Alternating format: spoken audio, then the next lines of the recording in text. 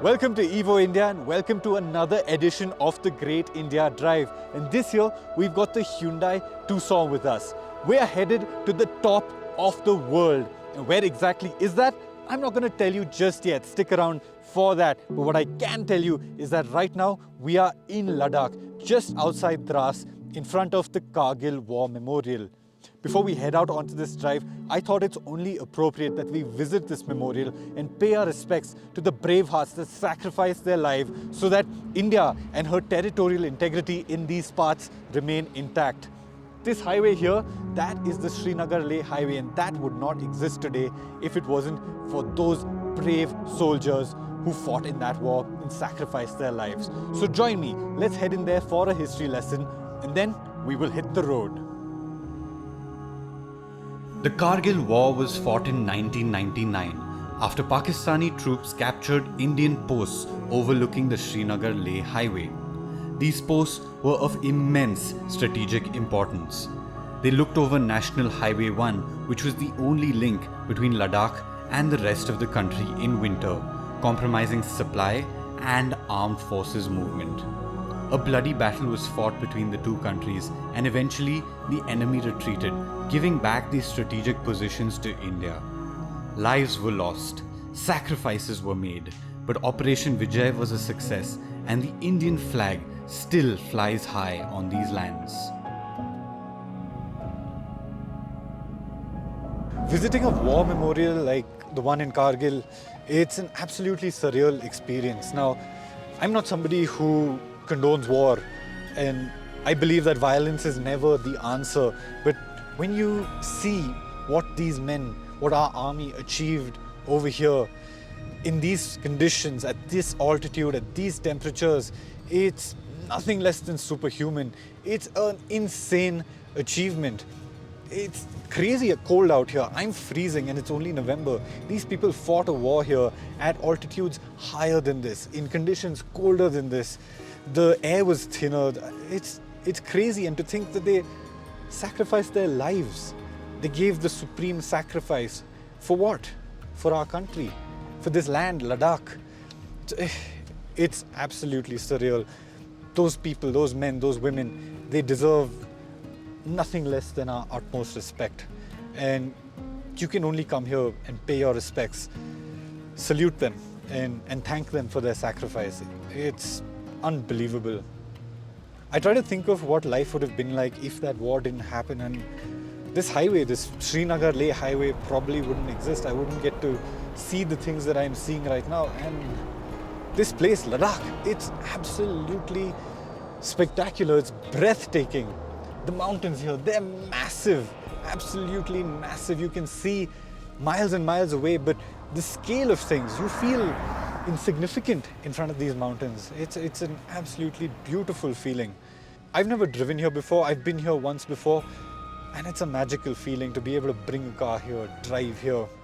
Now, Ladakh, this part of Ladakh at least, it doesn't snow as much as it does in Zojila. So you see the mountains around here, they're relatively bare compared to what Zojila was like.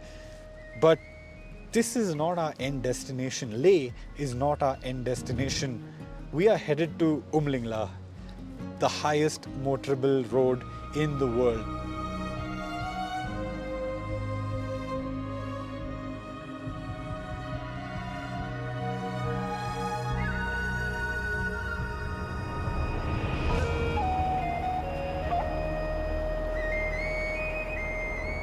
From Kargil, we head straight to Leh, and in Leh, we spend a day acclimatizing. Leh sits at 11,000 feet. Get used to the oxygen levels here, and then we move to higher altitudes. Leh is spectacular. The Buddhist influence in these parts is impossible to miss, with the gompas and monasteries dotting the hills around here. There are plenty of little pieces of architecture within the city as well. At this time of the year, Leh is devoid of tourists. It's spectacular too, with the peaks in the distance being a constant sight and the unique Ladakhi culture being ever present. The influx of tourists has left it at the intersection of remote and cosmopolitan. Cafes serving up espresso sit right beside the traditional thukpa joints. You may not find adventure in Leh, but finding Leh is an adventure in itself. For us, however, Leh was just the lull before the storm. Our adventure was only just beginning. We had a long way to go. Much like the Srinagar-Leh highway, the roads in these parts are incredible.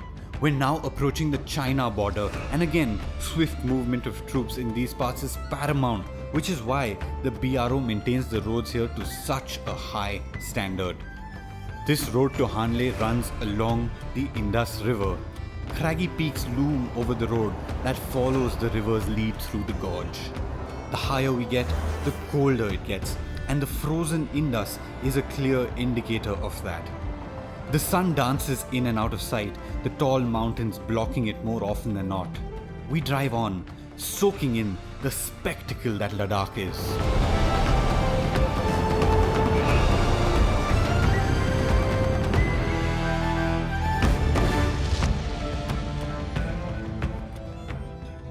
From Leh, we go to Hanle. Hanle sits at the base of Umling. It's where you can spend the night before you attempt the climb. It's a small village, not as fancy as Leh, but that's all right. We're roughing it out this trip. And after that, we attempt the climb to Umling. Now's a good time to tell you about the car we're driving. The new Hyundai Tucson is a looker, and it impresses even before you step inside it. The face, the lighting elements, they are all unmistakable. With a turbo diesel engine under the hood, it has got the grunt to deal with the difficult climbs we're putting it through, despite the fact that we're at such high altitudes. The insides are a big update as well, more modern, more sophisticated, and the cabin is a great place to spend time in. Heated seats are a blessing up here, and you've got a panoramic sunroof to soak in the views. The best part? The Tucson gets all-wheel drive, which was crucial with what came up next. After Hanle, we found ourselves on a barren plain, the shortcut to the top of 40 La. Proper rally raid vibes here, with the landscape stretching as far as we could see. In parts, it was soft, a thin fesh like dust exploded into clouds of mud when we drove through them. It wasn't easy though. The Hyundai Tucson had to climb, and we leaned on its off-road drive modes and all-wheel drive capabilities to make it to the top of the mountain. The lack of oxygen could be felt with the engine losing power, but that is something all internal combustion engine cars are going to deal with at such high altitudes. The Tucson, it soldiered on, and we made it to solid ground once again.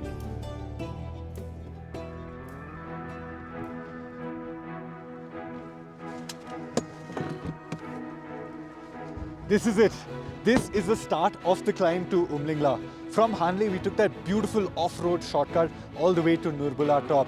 And now, from here, 22 kilometers ahead is the top of Umling. We're currently at around 15,500 feet. We've got to go to 19,000 feet. I'm sure the Tucson can make it. I just need to stay in breath.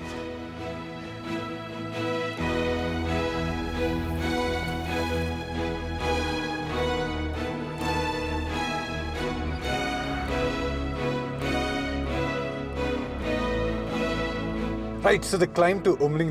Firstly, I need to say that it's a fairly narrow road. Narrower than I was expecting. It's narrower than something like Kargil. On one side, you've got these steep mountain walls. On the other side, you've got this steep drop.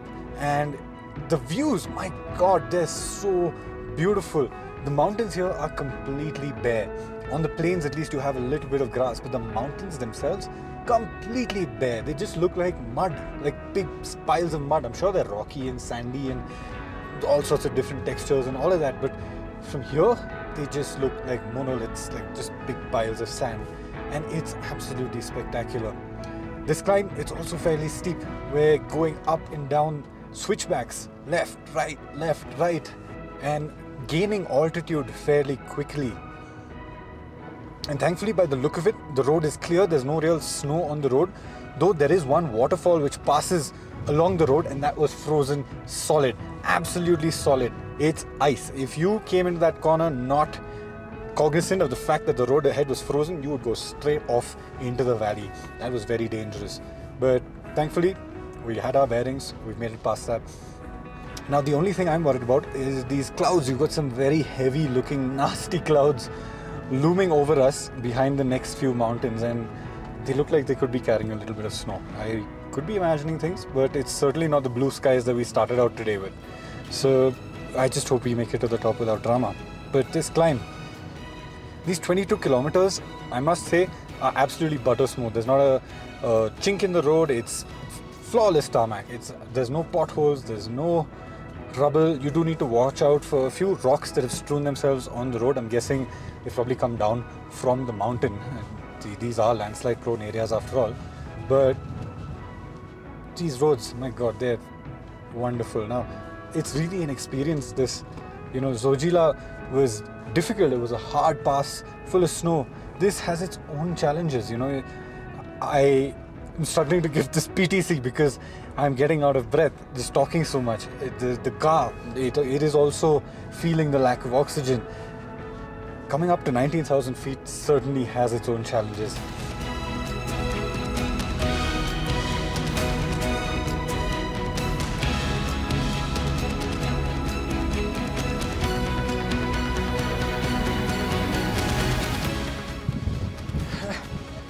And this is it. We've made it. This is the top of Umling, 19,024 feet. The wind here, it's biting cold. You probably can't see it in the video, but I'm freezing through 4 layers. It's windy as hell, it's cold as hell, it's harsh as hell. There's nothing around, it's barren, it's a moonscape, but it's also incredibly beautiful. This is it. We've made it to the top of the world. The Hyundai Great India Drive with the Hyundai Tucson, a roaring success for us over here. The top of the world, this is it. I'm gonna have to sit back in the car, and you need to too. Jaswal, get some cover.